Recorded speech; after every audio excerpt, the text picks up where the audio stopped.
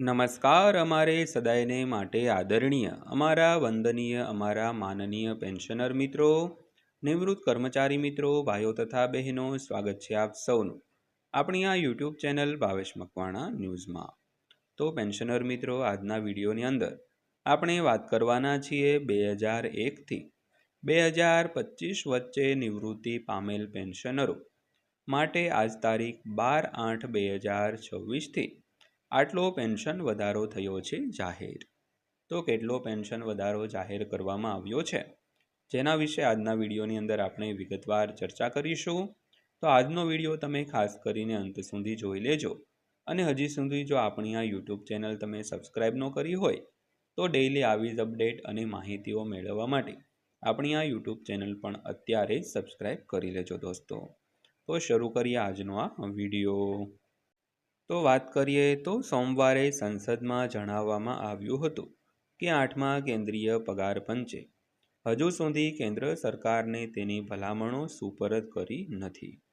તો આ કમિશનની સ્થાપના 3 નવેમ્બર 2025ના રોજ કરવામાં આવી હતી અને તેનું નેતૃત્વ સુપ્રીમ કોર્ટના ભૂતપૂર્વ ન્યાયાધીશ જસ્ટિસ રંજના પ્રકાશ દેસાઈ કરી રહ્યા છે. તો તેને તેનું કામ પૂર્ણ કરવા અને તેની ભલામણો સબમિટ કરવા માટે 18 મહિનાનો સમય આપવામાં આવ્યો છે. જો કેટલાક મુદ્દાઓને વહેલા અંતિમ સ્વરૂપ આપવામાં આવે તો કમિશન સરકારને વચગાળાના અહેવાલો પણ મોકલી શકે છે. તો સરકારે હજુ સુધી જાહેરાત કરી નથી કે 8મા પગાર પંચની ભલામણો ક્યારે અમલમાં આવશે મિત્રો. તો સૌથી પહેલાં વાત કરીએ તો સરકાર દ્વારા શેર કરાયેલા તાજેતરના આંકડા મુજબ 1 માર્ચ 2026 સુધીમાં કેન્દ્ર સરકારના લગભગ 35.77 લાખ નાગરિક કર્મચારીઓ હતા. તો 31 ડિસેમ્બર 2025 સુધીમાં પેન્શનરો અને પરિવાર પેન્શનરોની સંખ્યા લગભગ 33.76 લાખ હતી. તો આંકડાઓમાં સંરક્ષણ પેન્શનરોનો સમાવેશ થતો નથી. તો કમિશનને પગાર, ભથ્થા, પેન્શન, ફેમિલી પેન્શન અને અન્ય સેવા સંબંધિત બાબતોમાં ફેરફાર સહિત અનેક મુખ્ય મુદ્દાઓ પર ધ્યાન આપવાનું કહેવામાં આવ્યું છે. તો કમિશન હાલમાં તેની ભલામણો તૈયાર કરતા પહેલા કર્મચારીઓ અને અન્ય હિસ્સેદારો સાથે સલાહ સૂચન કરી રહ્યું છે. તો તે કર્મચારી સંગઠનો, સેવા સંગઠનો અને પેન્શનર જૂથો સાથે તેમના મંતવ્યો અને માંગણીઓ સાંભળવા માટે વિવિધ પ્રદેશોમાં બેઠકો પણ યોજી રહ્યું છે. તો ત્યારબાદ વાત કરીએ તો IRTSએ 52,600 રૂપિયાના લઘુત્તમ પગાર 2.92 ફિટમેન્ટ ફેક્ટર માંગ્યું છે. તો 8મા પગાર પંચ દ્વારા તેની અંતિમ ભલામણો તૈયાર કરતા પહેલા કર્મચારી સંગઠનો, સેવા સંગઠનો અને પેન્શનર જૂથો દ્વારા ઉઠાવવામાં આવેલી માંગણીઓ અને ચિંતાઓ પર વિચાર કરવામાં આવે તેવી અપેક્ષા છે. તો કમિશન મે-જૂન 2027 સુધીમાં કેન્દ્ર સરકારને તેનો અહેવાલ સુપરત કરે તેવી અપેક્ષા છે. તો ચર્ચામાં રહેલી માંગણીઓમાં ભારતીય રેલવે ટેકનિકલ સુપરવાઇઝર્સ એસોસિએશન એટલે કે IRTSની માંગણીઓનો સમાવેશ થાય છે.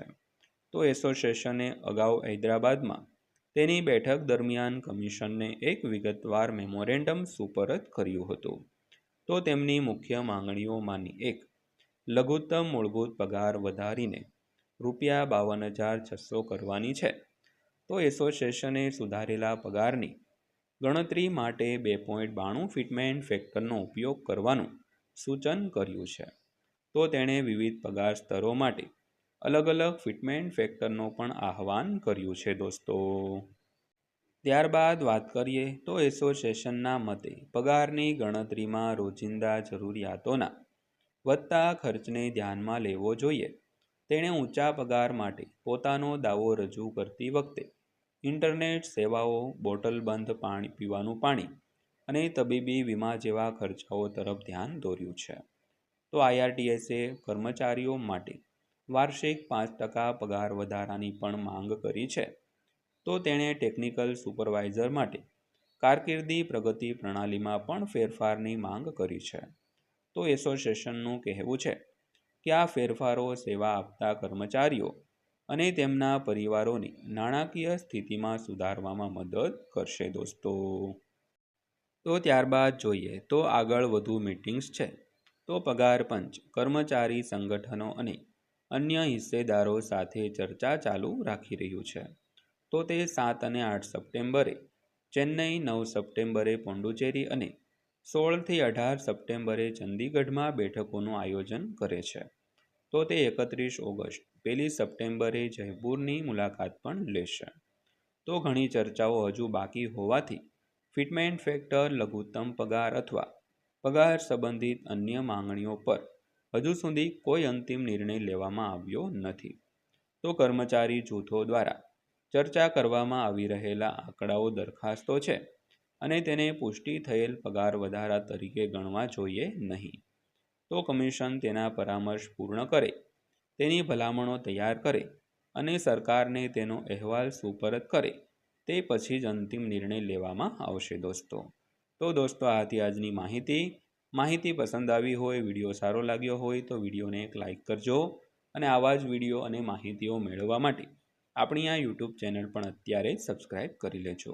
તો ફરીવાર પાછા મળીશું એક નવા વિડીયો સાથે, નવી માહિતી સાથે. ત્યાં સુધી સૌને જય હિન્દ, વંદે માતરમ.